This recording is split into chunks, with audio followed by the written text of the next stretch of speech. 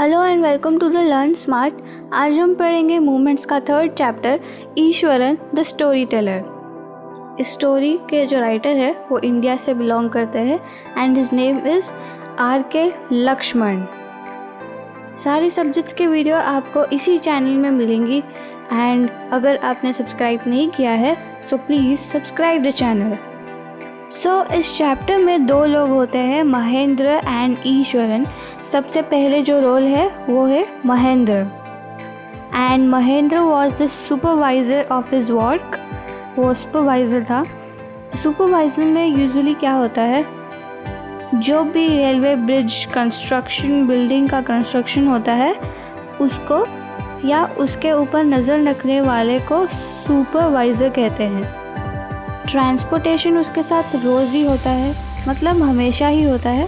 Such as पहले उसके साथ कोल माइनिंग एरिया में हुआ था, then railway bridge construction site में हुआ था and then to a chemical plant जिसे हम केमिकल फैक्ट्री भी कह सकते हैं। He was actually a bachelor. वो एक सिंपल मैन था एंड वो कोई भी ऑड कंडीशन को अपने ओर से एडजस्ट कर लेता है। अगर वो घर टेंट से भी बना हो तो वो उसे भी एडजस्ट कर लेता है। अगर वहाँ पे इलेक्ट्रिसिटी का प्रॉब्लम बहुत होता है तो उसे भी वो एडजस्ट कर लेता है। इसमें जो क्वेरी है, क्वेरी का मतलब माइंड, डाउट, वो जो है वो अकेला नहीं रहता है, उसके साथ एक असेट भी रहता है। असेट का मतलब है एडवांटेज। उसके साथ एक बेनिफिशियल आदमी भी रहता है जिसका नाम है Eswaran. He was excellent at his culinary skills. Culinary skills का मतलब है कुकिंग स्किल। वो महेंद्र के साथ हमेशा रहता है एंड वो जहाँ पे भी जाता है, अगर वहाँ पे फूड की कमी रह गई तो ईश्वरन अपने आप ही वेजिटेबल वहाँ पे ग्रो करता है एंड उन्हीं वेजिटेबल से, जैसे कोई भी ग्रीन वेजिटेबल हो, उन्हीं वेजिटेबल से वो एक बहुत ही डिलीशियस फूड बनाता है जिसे खाते ही महेंद्र खुश हो जाता है। वो लोग एक जिंक शीट शेल्टर में रहते थे। जिंक शीट शेल्टर का मतलब है एक रूम जिसका रूफ यानी कि टॉप मेटल से बना हो। महेंद्र हर रोज़ सुबह सुबह अपने काम के लिए चला जाता है एंड ईश्वरन जो होता है वो भी जल्दी से उठ के पूरा रूम क्लीन करता है, खाना बनाता है एंड देन सारे कपड़े धोता है एंड ऑल्सो जब लंच का टाइम होता है तब उसे नहाने के लिए याद आता है तो वो उसी टाइम में नहाता है एंड देन वो लंच अपना लेता है। मटर करके प्रेयर करता है भगवान को। खाना खाने के बाद तो सभी को नींद लगती है, तो नींद लगने से पहले वो एक बुक पढ़ता है एंड बुक पढ़ते पढ़ते वो डोज हो जाता है।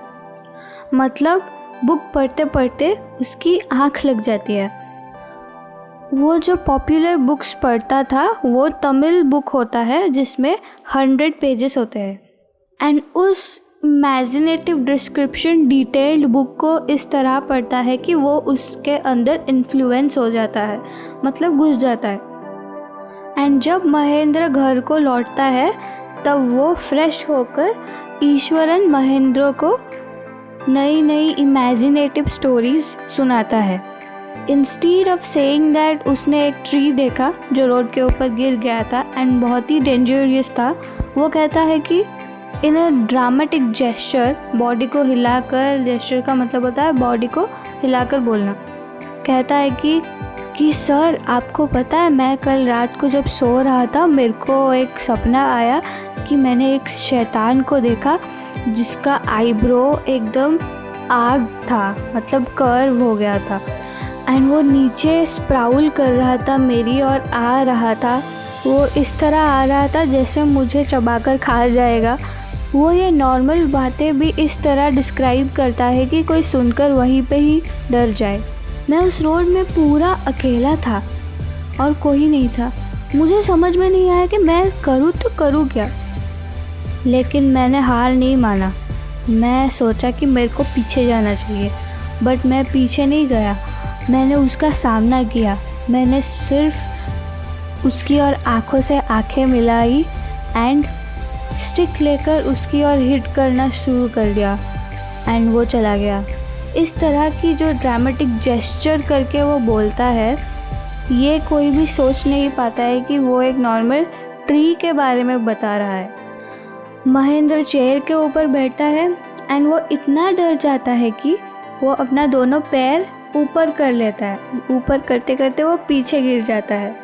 थोड़ी देर के बाद ईश्वरन और एक स्टोरी कहता है जिसमें वो एक प्लेस में होता है जो टिम्बर के लिए फेमस होता है एंड वहाँ पे बहुत ही डेंस फॉरेस्ट होता है। सर, मैं एक फॉरेस्ट को गया था जहाँ पे एक एलिफेंट आया।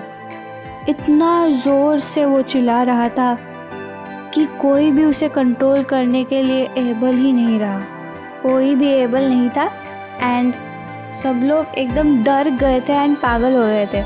बट उसी टाइम में मेरे सर में ये आया कि क्यों ना मैं ये स्टिक फिर से उठाऊं एंड वो फिर से हीट करना शुरू कर दिया एंड वो एलिफेंट भी डर के चला गया।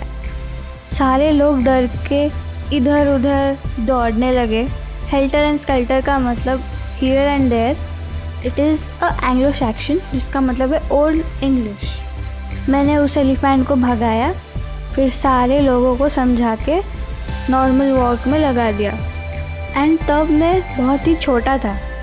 सर, मैं छोटा तो था बट मैंने एलिफेंट जो मेरे को रेड आइड करके देख रहा था, मैंने उसे भगा दिया। महेंद्र जो उसकी और कंसंट्रेशन देके सुन रहा था, वो बीच में से उठ गया बिकॉज ईश्वरन बाहर चला गया। महेंद्र ईश्वरन को आके पूछता है कि तुमने आधा क्यों बोला, पूरा क्यों नहीं बोला। ईश्वरन के माइंड में और कुछ सूझ नहीं रहा था तो उसने बोल दिया कि सर, मेरे को पहले खाना बनाने दो, फिर मैं ज़रूर कंटिन्यू करूँगा। ये खाना वाना सब ख़त्म होने के बाद महेंद्र फिर से पूछता है कि तुमने आगे क्या किया, आगे क्या किया। पहले ईश्वरन थोड़ा सोचता है एंड फिर वो बोलता है कि सर, मैं आपको एक नया स्टोरी सुनाता हूँ जिसमें मैं एक माहौल में गया था, जंगल, जहाँ पे एक बहुत ही बड़ा बीस्ट था। महेंद्र ने पूछा तो फिर तुमने उसको कैसे मैनेज किया। ईश्वरन ने कहा sir, it's too much easy, क्योंकि मैंने जापानीज़ आर्ट सीखा है जिसको जुजुत्सु कहते हैं, तो मैंने उसी से ही उसको सबक सिखाया। मैंने उसके नर्वस सिस्टम को पैरालिसिस कर दिया। महेंद्र एंड ईश्वरन जहाँ भी रहते हैं वहाँ पे टीवी नहीं होता है एंड ईश्वरन के लिए टीवी तो उसका तमिल बुक ही होता है एंड महेंद्र के लिए उसका टीवी ईश्वरन होता है। वो स्टोरी चाहे क्रेडिबल हो या ना हो, क्रेडिबल का मतलब है बिलीव, उसमें horror and suspense and adventure story हो तो महेंद्र सुनने के लिए बैठ जाता है। उसी रात को ईश्वरन ने महेंद्र से पूछा सर, मैं आज कुछ डिलीशियस बना दूँ, बिकॉज आज according to our Indian tradition आज बहुत ही स्पेशल डे है एंड आज हमारे स्पिरिट्स ऑफ आवर एंसेस्टर को फूड देते हैं। एंसेस्टर्स का मतलब है ग्रैंड और ग्रेट ग्रैंड फादर मदर, हमारे पूर्वजों को एंसेस्टर कहते हैं। You know sir, this entire factory area we are occupying was once a burial ground. Burial ground का मतलब है जहाँ पे डेड बॉडी की समाधि की जाती है।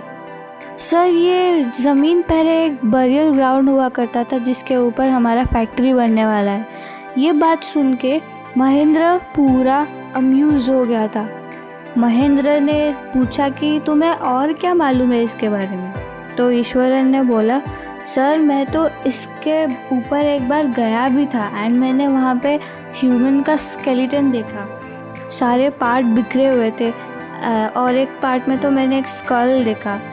महेंद्र ने पूछा तुमने और क्या देखा। ईश्वरन ने बोला सर, मैंने वहाँ पे तो एक भूत को भी देखा। महेंद्र ने बोला भूत वूत कुछ होते नहीं है। ईश्वरन ने बोला सर, मैं सच बोल रहा हूँ, एक अगली क्रिएचर को भी देखा वहाँ पे। वो एक औरत थी जो अपने पॉयरस को लेके घूम रही थी। उसके बहुत ही लंबे लंबे नाखून थे एंड उसका हेयर एकदम बिखरा हुआ था एंड उसका टीथ्स भी नहीं थे। सर, वो तो अपने एक हाथ में ह्यूमन स्कल लेकर घूम रही थी। महेंद्र ने बोला, तुम पागल हो गए हो, कुछ भी बक जाओगे क्या? ईश्वरन ने कहा, सर आप मेरी बात मानिए, मैं सच कह रहा हूँ। महेंद्र स्पिरिट्स के ऊपर विश्वास तो करता है नहीं, but according to the gesture, dramatic gesture of Ishwaran, वो इस तरह से बोला कि महेंद्र डर गया। महेंद्र को रात में बहुत ही अजीब अजीब साउंड सुनाई दिया एंड तब वो सो रहा था अपने बेड के ऊपर। वो बार बार वो साउंड्स रिपीटेडली सुन रहा था एंड वो अपने बेड से बाहर निकलना नहीं चाहता था, बिकॉज़ ये सोच के उसे डर लग रहा था। एंड बहुत ही मुश्किल से वो अपने बेड से निकला एंड विंडो खोल के देख रहा था। उसे लगा कि मैं कोई ड्रीम देख रहा हूँ, बट उसे फिर से वो साउंड सुनाई दिया एंड जैसे ही वो अपना विंडो खोल के देखा, उसे सच में ऐसा लगा जैसे वहाँ पे कोई खड़ा है एंड वो चिल्ला रहा है या रो रहा है। वो उस तरफ देखना अवॉइड करना शुरू किया, बट फिर भी बार बार जो पुकारना हो रहा था, वो बार बार उस तरफ देखने को चाह भी रहा था, तो वो देख भी लेता था। उस तरफ ईश्वरन जो है वो भी सडनली उठ जाता है एंड सोचता है कि ये क्या हो रहा है। नेक्स्ट मॉर्निंग, उस रात तो वो लोग कैसे चला के सो लेते हैं, बट नेक्स्ट मॉर्निंग जब वो लोग उठते हैं तो ईश्वरन ने महेंद्र को बहुत ही डरा हुआ देखता है एंड वो ये भी कहता है कि सर क्या आपको कल रात कोई चिल्लाने वाली आवाज़ आई, किसी की रोने की आवाज़ आई? महेंद्र पूरा अस्टोनिश हो जाता है एंड बोलता है, तुम्हें कैसे पता चला? बट मुझे ऐसा कोई भी साउंड नहीं आया। ईश्वरन ने बोला, सर आपके चेहरे में दिखाई दे रहा है, आप झूठ मत बोलो। महेंद्र ने बोला, हाँ मे भी वो कोई फेलाइन होगा। फेलाइन का मतलब है member of a cat family, शायद किसी बिल्ली का रोने की आवाज़ हो सकता है। ईश्वरन ने बोला, नो सर, मैंने कल रात आपको जो भी स्टोरी बोला था वो सच निकला। ये बात सुनकर महेंद्र पूरा डर गया था एंड वो जस्ट चल पड़ा अपने काम से रिज़ाइन करने के लिए। ईश्वरन महेंद्र को और भी कुछ बताना चाहता था, बट महेंद्र ने मना कर दिया, तुम और कुछ मत बोलो, मैं अपने ऑफिस को जा रहा हूँ। वो बहुत ही हरीली अपने ऑफिस को गया एंड अपना पेपर हैंड कर लिया था, मतलब रिज़ाइन कर लिया अपने काम से। उसने रिज़ाइन कर लिया तो अब उसे किसी ट्रांसपोर्टेशन की ज़रूरत भी नहीं है, अब वो ईश्वरन के साथ भी नहीं रहेगा। So this was all about the story. अब आते हैं ऑब्जेक्टिव क्वेश्चंस की तरफ। Question number 1, who was Mahendra? Mahendra was a supervisor. He was a bachelor and his needs were simple and he was able to adjust himself to all kinds of odd conditions, whether it was an ill-equipped circuit house or a makeshift canvas tent in the middle of a stone quarry. Question number 2, who was the asset of Mahendra? Ishwaran, who was the storyteller, he was the asset of Ishwaran and he was also very much excellent in his culinary skills. Which type of stories Ishwaran was sharing with Mahendra? He was sharing dramatic stories with Mahendra. How Ishwaran and Mahendra both enjoy their life without TV. Ishwaran was reading a description detailed book of Tamil which was influencing him totally, and Mahendra was listening the dramatic, horror and adventurous and suspense story which was totally influencing and scaring Mahendra. Question number 4, what did Ishwaran saw in the burial ground? Ishwaran saw an ugly creature with matted hair and a shriveled face, like a skeleton holding a fetus in its arms. Why did Mahendra resign from his work? Because he was scared by listening the crying sound of the feline or the ghost.